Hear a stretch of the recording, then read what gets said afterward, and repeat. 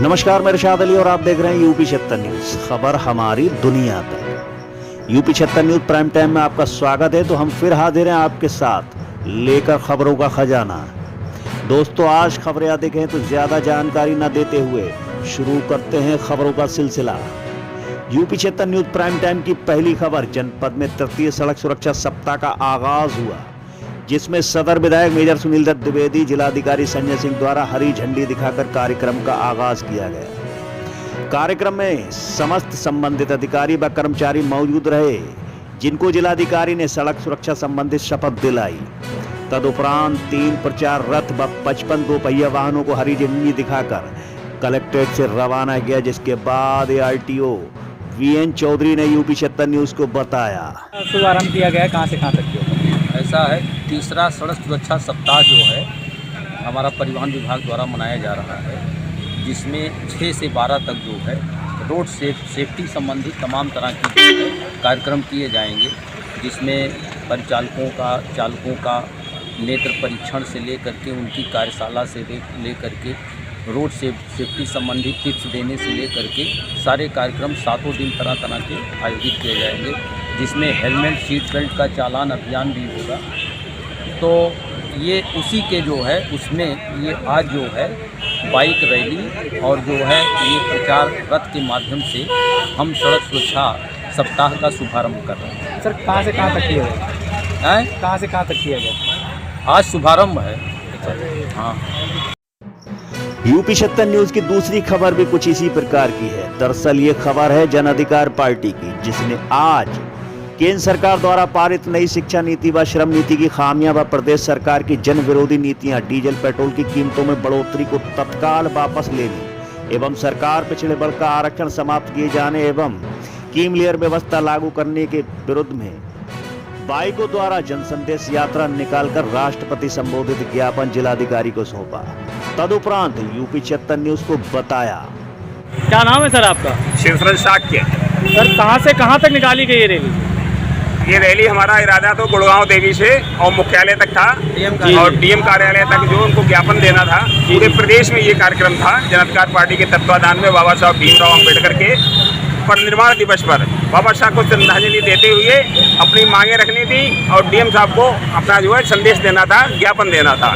लेकिन कुछ कारणवश सरकार डर गई या भयभीत हो गई। उन्होंने योजनाबद्ध तरीके से ये पूरे प्रदेश में धारा 144 लागू करके सारा कार्यक्रम को निरस्त कर दिया, जबकि हम लोगों ने कायदे से प्रशासन से अनुमति लेकर ये कार्यक्रम डिसाइड किया था पूरे प्रदेश के अंदर। लेकिन सरकार की क्या चाल है, क्या मंशा है, भयभीत है, उन्होंने ये परमिशन हमारा निरस्त कर दिया और हम लोग यहाँ तक नहीं आ पाए। सर, क्या मांगे थी आप लोगों की? हमारी तब पहले तो मांग है, बाबू सिंह का विशेष नारा है, जिसकी जितनी संख्या भारी उतनी उसकी हिस्सेदारी। समान शिक्षा होना चाहिए, चाहे प्राइमरी में बच्चा पढ़े, चाहे मॉन्टेसरी में पढ़े, कहीं पढ़े, समान शिक्षा का अधिकार सब पर। सिलेबस एक सा होना चाहिए, पहली मांग ये है। दूसरी मांग है, जो नरेगा वाला कार्यक्रम चलता है, नरेगा को किसान के 50% किसानों ने जोड़ दिया जाए, किसानों को ही भला हो जाए, नरेगा भी सही इस्तेमाल, पैसे का सही इस्तेमाल किया जाए। किसानों को बीज और उसका जो और किसानों को बीज में 50% छूट दी जाए, बिजली के किसानों को छूट दी जाए, समान शिक्षा अधिकार दिया जाए। ऐसी हमारी मांगे हैं। हमारे कैप्टन साहब अपनी बात रखेंगे। जी सर, आप बताएंगे क्या? जी, आज जो बाबा साहेब अम्बेडकर जी का जो परिनिर्वाण दिवस है, मैं अपनी सरकार से पूछना चाहता हूँ कि अभी तक हम लोग 6 दिसंबर को मनाते आ रहे हैं। आज का दिन ऐसा क्या है कि जो आज हमारी रैली को रोकने का काम किया है? लोग चाहते थे कि बाबा साहब को हुजूम होकर के सब लोगों को श्रद्धांजलि दें, तो ऐसी इनकी क्या मंशा है? मैं ये सरकार से रखना चाहता हूं। क्या मांगे हैं आपकी? भाई, हमारी सरकार से मांगे क्या, हमारी तो सरकार खुद चाहती है कि जो समान शिक्षा होनी चाहिए, और समान शिक्षा का मतलब जो पाठ्यक्रम है वो एक जैसा होना चाहिए। जो शहर का पाठ्यक्रम है और वही पाठ्यक्रम आपके हमारे प्राइमरी देहात में भी, स्कूलों में भी होना चाहिए, ताकि गरीब का बच्चा उस पाठ्यक्रम को, जो सेम पाठ्यक्रम को पढ़ सके। जी, तो ये मांगे हैं। और जो हमारे पार्टी का एक मूल मंत्र, एक सिद्धांत है, वो है जिसकी जितनी संख्या भारी उसकी उतनी हिस्सेदारी। मैं कहता हूँ, हमारी पार्टी कहती है कि भाई ये सरकार उसकी जनगणना करा ले और हर जातीयता के हिसाब से उसका परसेंटेज उसको अलॉट करे, घोषित करे। हमारे पाल समाज अगर कितने परसेंट है, कश्यप समाज कितना परसेंट है, राजपूत समाज हमारा कितना परसेंट है, हमारा दलित समाज कितना परसेंट है, हमारा मुस्लिम समाज कितना परसेंट है, सबका आप निकाल लीजिए। और जो हम जब सरकार बनाएं उसी तरीके से हमारी जन अधिकार पार्टी इन सभी को इसी के आधार पर इनके हक और अधिकार को देने का काम करेगी। सर, आप लोगों को ज्ञापन देने जा रहे थे, क्या रोका गया है इसके लिए? भाई ये तो क्लियर है, ये तो पूरी साजिश है। हमारा संदेश था, हमारे काफ़ी आदमी वापस लौट गए। सर, किसने रोका है? पूरे प्रशासन ने रोका है? प्रशासन से ही रोका, प्रशासन से रोका। तो मैं समझता हूँ कि शासन ने आदेश दिया होगा, प्रशासन ने रोका। ज्ञापन वगैरह नहीं दे पाए आप लोग? ज्ञापन नहीं दे पाए, समय हमारा ज़्यादा हो गया, इसकी वजह से हम ज्ञापन नहीं दे पाएंगे। रैली की परमिशन आप लोगों को मिली थी? हाँ, रैली की परमिशन हमने बहुत पहले ले ली, के बावजूद रैली क्यों नहीं निकाली? तो उसी की वजह से हमें जब प्रशासन ने रोका हुआ है, हम तो शांतिवादी बुद्धवादी के लोग हैं, शांत प्रिय से अपनी यात्रा या जो भी है हम अपनी निकालना चाहते थे, तो हम पहले भी निकाल रहे थे। लेकिन अभी इन्होंने हमारी जो है यात्रा को बीच में रोक दिया। आपका रूट कहाँ से कहाँ तक? हमारा रूट था जहाँ पर आपका गुड़गांवा देवी मंदिर है, और वहाँ से हमारा शुरुआत होती और हम शहर के रास्ते चल कर के और कचहरी तक हमने डीएम महोदय को अपना ज्ञापन देना था, तो वो हम नहीं कर पाए। ये हमारे जो है इस साइकिल यात्रा में, मोटरसाइकिल यात्रा में ये हमको बीच में रोक दिया गया। इसलिए हम अपना जो हमारी जो मांग है हमारे डीएम साहब से, या हमारे जो सही सच्ची श्रद्धांजलि हम देना चाहते थे आप मान्यवर हमारे बाबा साहब को, वो भी हम लोग नहीं दे पाए। जैसे तैसे हम लोग यहाँ आ पाए, तो हम यहाँ पर ये श्रद्धांजलि बार दिया। क्या वजह है जिस वजह से परमिशन आपकी कैंसिल हुई है? क्या वजह हो सकती है? अब देखिए, इसकी वजह से तो आपको सबको पता है कि जन अधिकार पार्टी का इस समय बहुत ज़्यादा चल रहा है चारों प्रदेशों में। हमारे पूरे प्रदेश में जन अधिकार पार्टी का ये बाबा साहेब परिवार निवृत्त दिवस के उपलक्ष्य में उनको सच्ची श्रद्धांजलि मैंने देनी थी। लेकिन संविधान बचाओ, जिस संविधान के बल पर आज मेरा पूरा भारत चल रहा है, और उसके जो रचयिता हमारे बाबा साहेब अम्बेडकर जी हैं, उनकी हम लोग श्रद्धांजलि के लिए सब लोग इकट्ठे हुए हैं।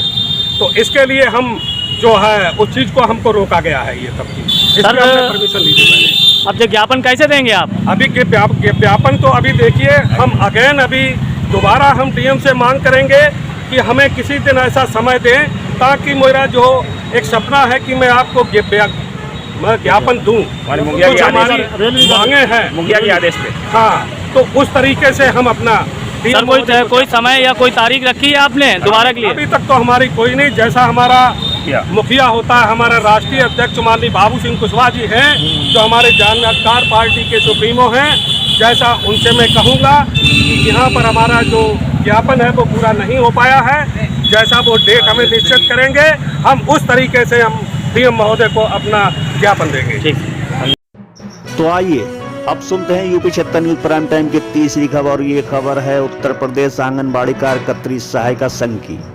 ये सब जिलाधिकारी मुख्यालय पहुंची। दरअसल आंगनबाड़ी कार्यकर्त्री सहायिका मिनी आंगनबाड़ी कार्यकर्त्री चयन में जिला कार्यक्रम अधिकारी भारत प्रसाद द्वारा की जा रही धांधली एवं अनियमितता को संबंध में जिलाधिकारी को ज्ञापन सौंपा और यूपी 76 न्यूज को बताया। जिलाधिकारी से मिलना है? जिलाधिकारी से मिलने आए थे नियुक्ति वाले मामले में। जो 10% आरक्षण है लागू हुआ है, वो मामला हाई कोर्ट में भी गया था, और इन्होंने जो है नियुक्ति का कर दिया कि नियुक्ति होंगी, जबकि जब वो आरक्षण लागू नहीं हो पाया तो नियुक्ति किस बेस पे होगी। इसके बाद जो नेहा मिश्रा महिला कल्याण अधिकारी है, जितनी भी सहायिकाएं प्रमोशन पे आ रही हैं, तो नेहा मिश्रा उन सब सहायिकाओं की लिस्ट बना करके उनको फोन कर करके एक एक को बुला रही है कि पैसा देना है, कराना है कि नहीं कराना। उसके पास मेरे पास साक्ष्य भी है। उसमें एक सहायिका का पति मैनचेस्टर में भी हो गया, शमशाबाद का मामला। अब ये बताइए, और वो इसके बाद बुलाएगी अपने पास नेहा मिश्रा सहायिकाओं को, इसके बाद अपने पास बुलाने के बाद जिला कार्यक्रम अधिकारी भारत प्रसाद के पास भेजेगी। यही वो सहायिकाएं बराबर गुमराह हो रही हैं और उनका शोषण हो रहा है। और इसका कुछ सहायिकाएँ शोषण हो भी चुका उनका, कि लेन देन इन लोगों का हो भी चुका, जबकि बिल्कुल सहायिकाओं को प्रथम वरीयता है। इसके बाद भी ये नेहा मिश्रा और भारत प्रसाद की मिली भगत से सारा खेल यहाँ पे हो रहा है। मतलब जो नियुक्ति में पारदर्शिता होनी चाहिए वो बिल्कुल नहीं हो रही है। आरक्षण तो इन्होंने किया ही नहीं, जो सहायिकाओं भी मामले में इन्होंने बिल्कुल ऐसा भ्रष्टाचार फैला रखा कि कुछ पूछे नहीं, जबकि ये सब चीज़ें गोपनीय हो। इस मुद्दे को लेके आए। इसके पहले शमशाबाद में ऑलरेडी बराबर ये चल रहा था। समर सिंह, कांति राजपूत।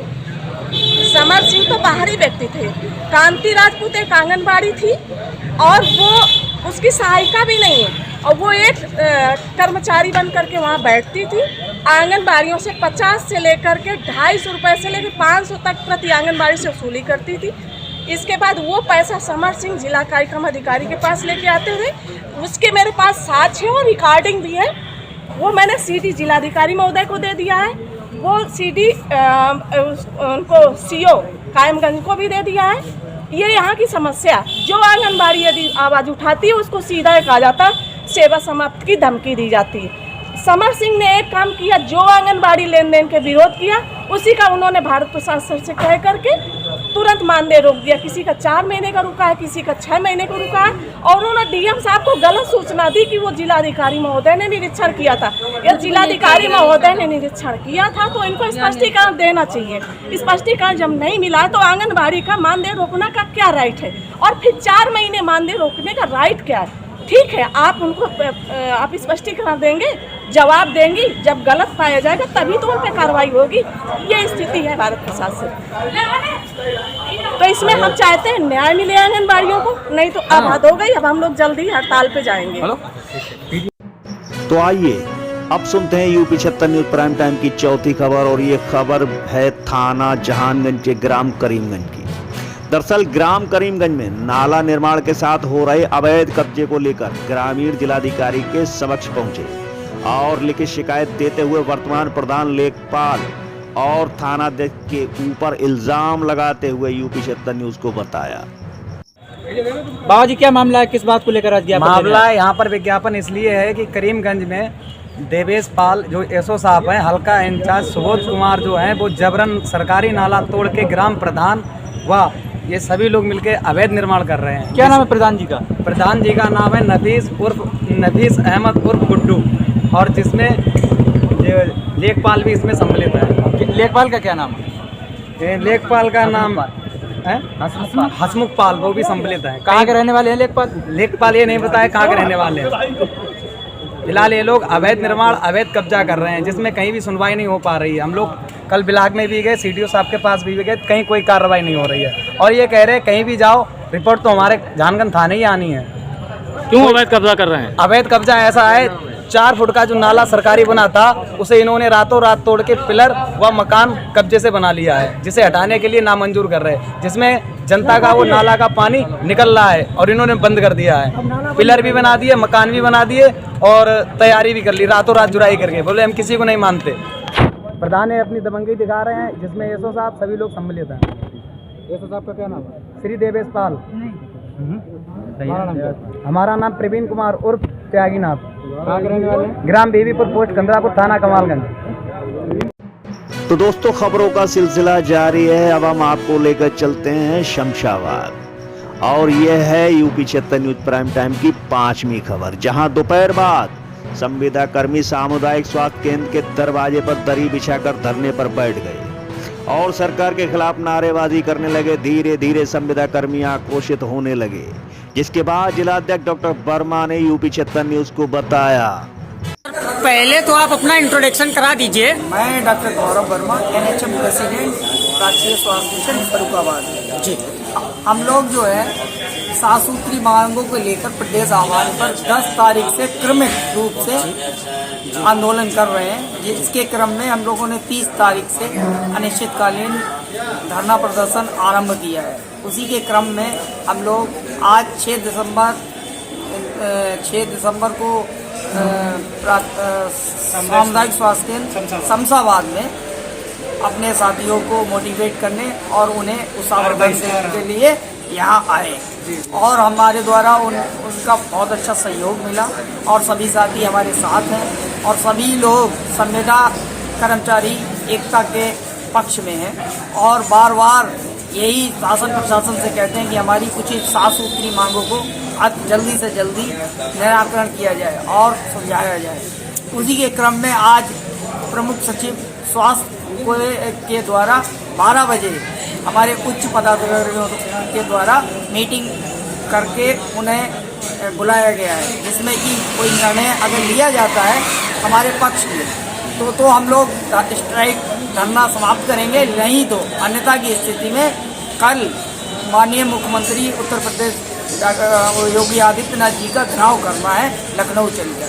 सभी इसीलिए हम लोग बार बार उन्हें चेतावनी देते हैं कि 7 तारीख को हमारा प्रदेश स्तर पर सभी जिलों से संगठित होकर लखनऊ में जाके माननीय मुख्यमंत्री जी का घेराव करेंगे। जी, कुछ जगहों पे आपके संविदा कर्मचारी कार्य बहिष्कार न करके कार्य कर रहे हैं। नहीं, इक्का दुक्का है, वैसे ज़्यादातर लोग हमारे साथ हैं और कहीं अगर मोटिवेशन में कमी है, इसीलिए हमारी एक टीम बनाकर सभी पूरे ज़िले में भ्रमण कर रही है कि उन्हें मोटिवेट किया जाए और उन्हें बताया जाए। कई लोग अपने अधीक्षक के दबाव में, कई लोगों को सूचना के अभाव में वो इन चीज़ों को कर रहे हैं। भले हमने अभी जो वार्ता की उसमें निष्कर्ष यही निकला कि सभी लोग संगठित हैं और सभी लोग चाहते हैं कि एनएचएम संविदा कर्मचारियों का कोई न कोई निराकरण किया जाए। बार बार हम लोग शासन प्रशासन से यही कहते हैं कि हमारा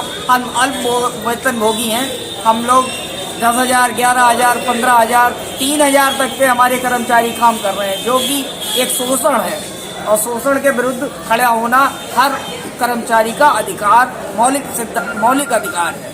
इसीलिए हम लोग यहाँ पे एकत्र हुए। यदि अगर आपकी मांगे पूर्णतया पूरी ना हुई तो आप क्या करेंगे? अगर हमारी मांगे कल के बाद भी नहीं पूरी होती हैं तो हम लोग अभी इमरजेंसी हम लोगों ने छोड़ रखा है। प्रदेश आह्वान पर अगर इमरजेंसी बंद करने का और 108, 102 को भी हम साथ लेंगे और सारी जो है प्रसव केंद्र, सारी जो है या जितनी भी प्रसव डिलीवरी सेंटर हैं वो भी बंद कराएंगे और आवश्यक सेवाओं को भी प्रभावित करेंगे। जी, धन्यवाद। तो दोस्तों, यूपी 76 न्यूज प्राइम टाइम की छठी खबर भी शमशाबाद से है। दरअसल अराजकता के माहौल को ध्यान में रखकर शमशाबाद थाना पुलिस ने सघन चेकिंग अभियान चलाया, जिसमें प्रभारी निरीक्षक मनोज भाटी ने अपने उप निरीक्षकों को अपने अपने क्षेत्र में लगाया, जिससे अपराधी कस्बे में घूमने से पहले ही दबोच लिए जाएं। कस्बे के बाहर तिराहे चौराहों पर पुलिस देख कस्बे वासियों ने बड़ी राहत की सांस ली और साथ ही साथ थाना अध्यक्ष को धन्यवाद दिया। तो दोस्तों, जुड़े रहिए हमारे साथ ऐसी खबर पाने के लिए। और खबर के अंत में मैं बस आपसे एक बार फिर कहना चाहूँगा, यदि आपने हमारे चैनल को सब्सक्राइब नहीं किया है तो चैनल को सब्सक्राइब करें, इस खबर को लाइक करें, शेयर करें, कमेंट करें और देखते रहें यूपी 76 न्यूज। हम जल्द लौटेंगे दूसरे प्राइम टाइम में, तब तक के लिए मैं आपका दोस्त इरशाद अली। जय हिंद।